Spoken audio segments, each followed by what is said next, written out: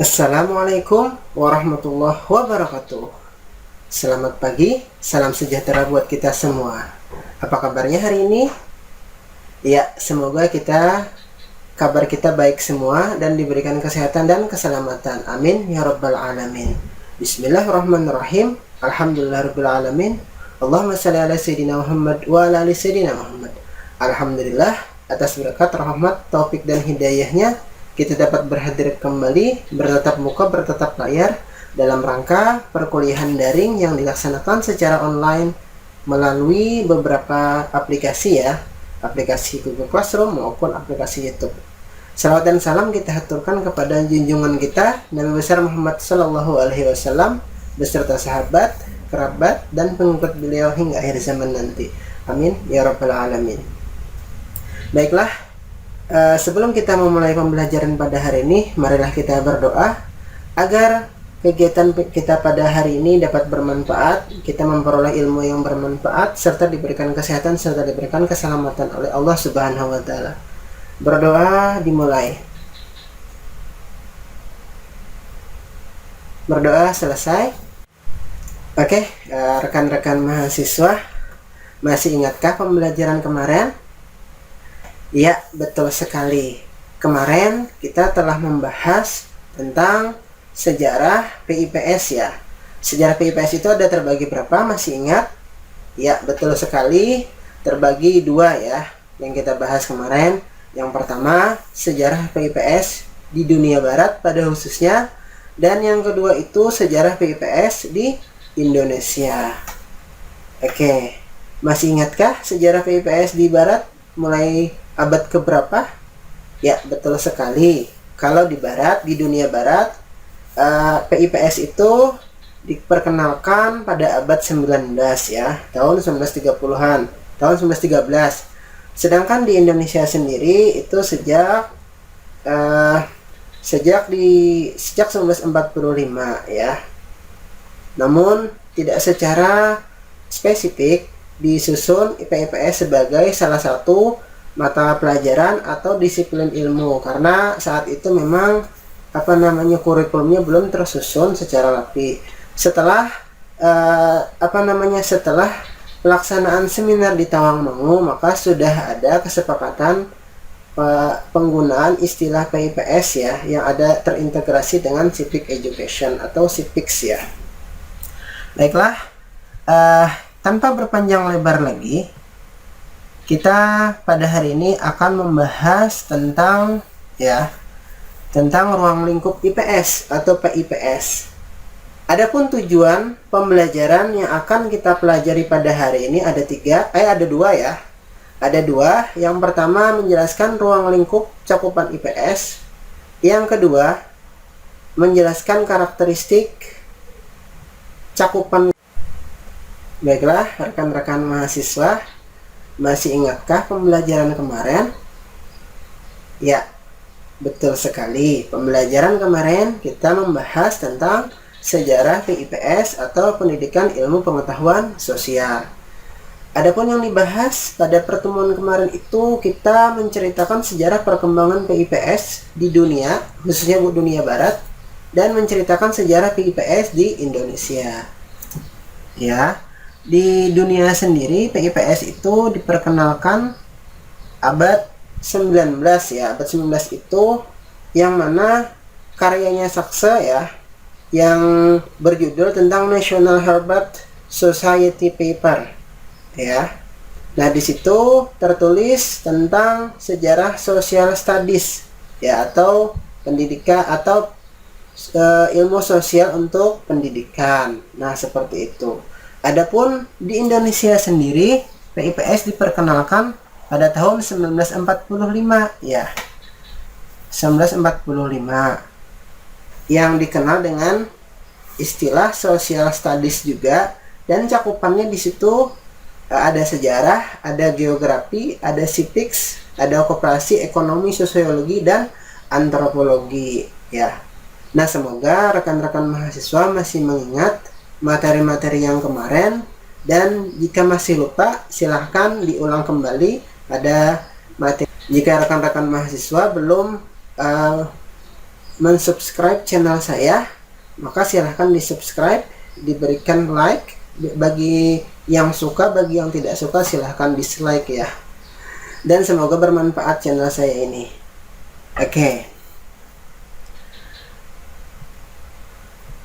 Adapun tujuan pembelajaran kita pada hari ini yaitu ada dua: menjelaskan ruang lingkup cakupan IPS. Yang kedua, menjelaskan karakteristik cakupan sejarah, ya, geografi, ekonomi, sosiologi, antropologi, politik, pemerintahan, dan psikologi sosial. Oke, seperti yang kita bahas pada pertemuan sebelumnya dan kita ulang sedikit tadi, IPS itu merupakan bagian dari ilmu-ilmu sosial atau turunan dari ilmu-ilmu sosial. Secara global, IPS itu diberikan istilah social studies atau ilmu sosial yang diperuntukkan untuk pendidikan. Nah, di sini ada definisi ya, definisi yang memang diambil lagi dari sumber ya, dari sumber buku ya. Nah, buku ini saya kutip dari buku ini ya. Nah, jadi ilmu pengetahuan sosial sendiri ada beberapa makna di sini.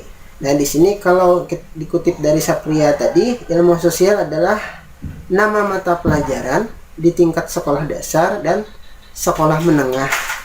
Sedangkan di perguruan tinggi ya, ilmu sosial sendiri atau social studies itu merupakan program dalam kurikulum persekolahan di negara lain, khususnya di Australia dan Amerika Serikat. Nah, jadi istilah social studies itu sering digunakan di Australia dan Amerika Serikat. Sedangkan di Indonesia sendiri itu IPS atau ilmu pengetahuan sosial.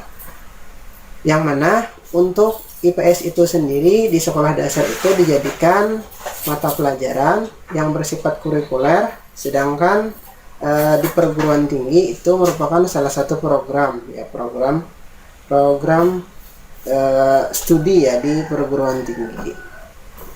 Baiklah, kita lanjutkan. Nah, IPS di Indonesia ya, kalau kita berbicara sejarah, IPS itu sendiri diperkenalkan pada 1945.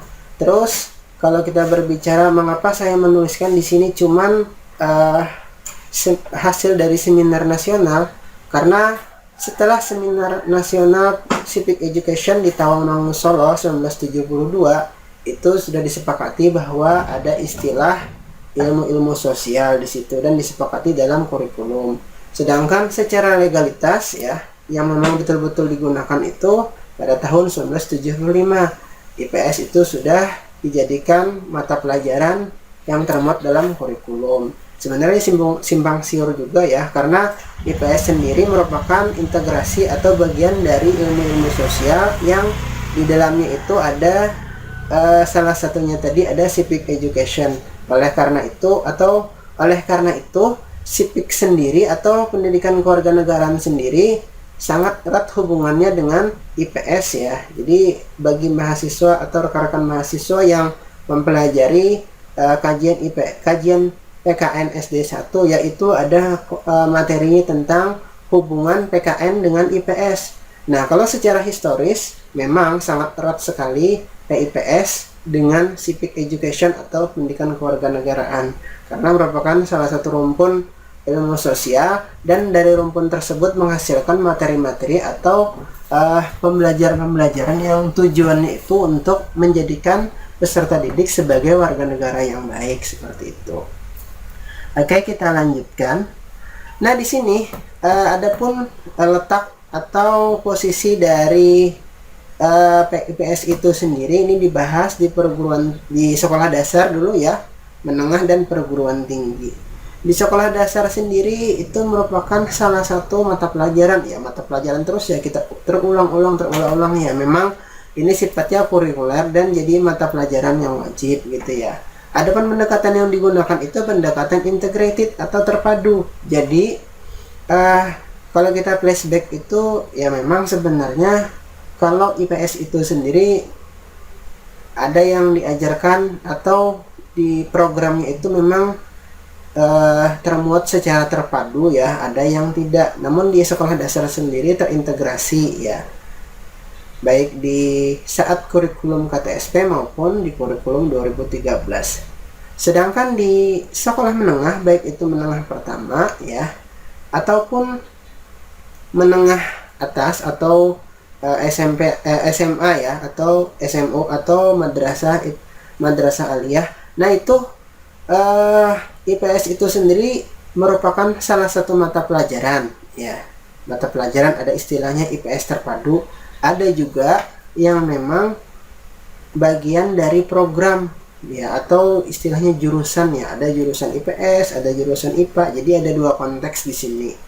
Jadi kalau di sekolah menengah pertama maupun sekolah menengah atas itu istilahnya bisa satu istilah merupakan mata pelajaran, sedangkan istilah yang lain program ya, atau jurusan. Ada istilahnya jurusan IPS ya, ada jurusan IPA. Nah seperti itu. Sedangkan di perguruan tinggi sendiri itu merupakan program studi tadi ya, program studi, atau ada juga istilah fakultas ilmu sosial, katanya seperti itu. Jadi konteksnya di situ IPS itu sendiri merupakan salah satu disiplin ilmu atau cabang disiplin ilmu. Nah seperti itu. Jadi banyak istilahnya, jadi tidak hanya dijadikan sebagai mata pelajaran, tapi juga dijadikan sebagai program studi atau program ya.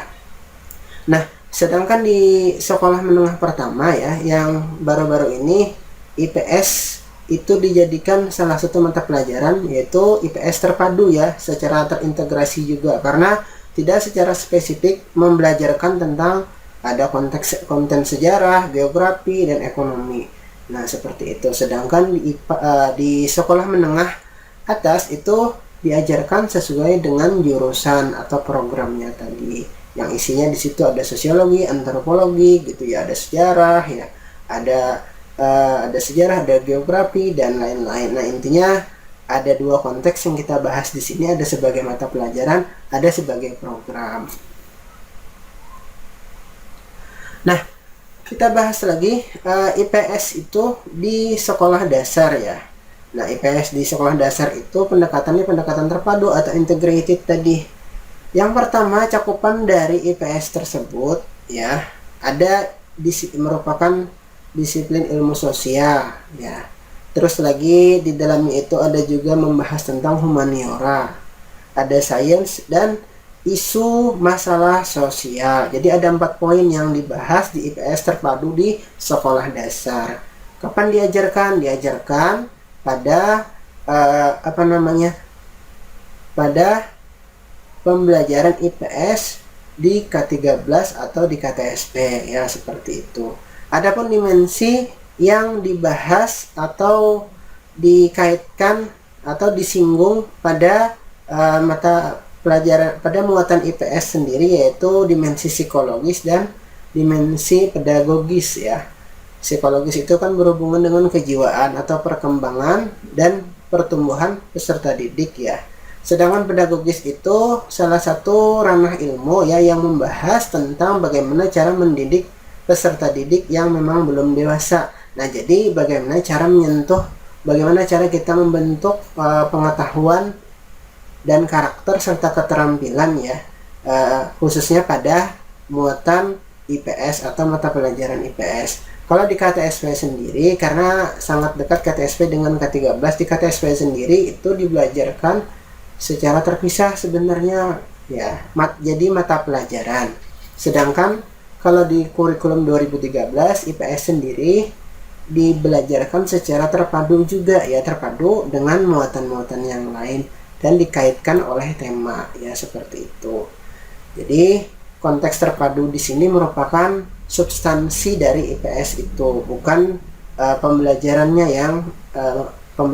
yang diterpadukan, bukan kalau ada slide ini. Oke, selanjutnya ya, kita membahas ilmu-ilmu sosial, IIS ya, atau social science. Nah di sini kalau kita lihat ilmu-ilmu sosial ini merupakan ilmu-ilmu sosial yang melatar belakangi terbentuknya ilmu pengetahuan sosial atau PIPS atau IPS ya. Nah, kalau kita lihat secara hierarkis, ilmu-ilmu sosial ini berawal dari agama. Jadi agama atau keyakinan atau kepercayaan ya yang melatar belakangi suatu ilmu pengetahuan. Nah, dalam agama atau kepercayaan tadi itu akan membuahkan filsafat ya.